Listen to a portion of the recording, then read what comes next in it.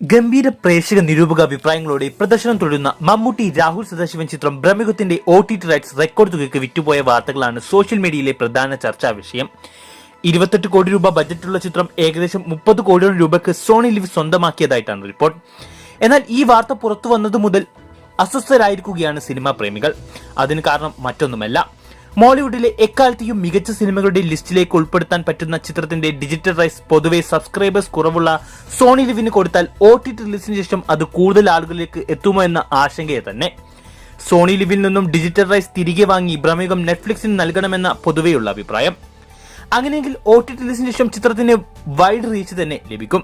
ഇതുമായി ബന്ധപ്പെട്ട് ഒരുപാട് പോസ്റ്റുകളാണ് കഴിഞ്ഞ ദിവസം സോഷ്യൽ മീഡിയയിൽ പ്രത്യക്ഷപ്പെട്ടിരിക്കുന്നത്. കേരളത്തിലും പുറത്തും ഒരുപോലെ ഗംഭീര കളക്ഷൻ നേടിവരുന്ന മുന്നേറുന്ന ചിത്രം 50 കോടി ക്ലബിലേക്ക് കുതിക്കുകയാണ്. ഒരു ബ്ലാക്ക് ആൻഡ് വൈറ്റ് പരീക്ഷണ ചിത്രമെന്ന് സംബന്ധിച്ചിടത്തോളം ആരും എക്സ്പെക്ട് ചെയ്യാത്ത കളക്ഷനാണ് ബ്രഹ്മയുഗത്തിന് ലഭിച്ചുകൊണ്ടിരിക്കുന്നത്.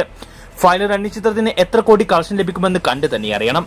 ബ്രഹ്മയുഗത്തിന്റെ OTT റൈറ്റ്സുമായി ബന്ധപ്പെട്ട് നിങ്ങളുടെ അഭിപ്രായം കമന്റ് ചെയ്യൂ.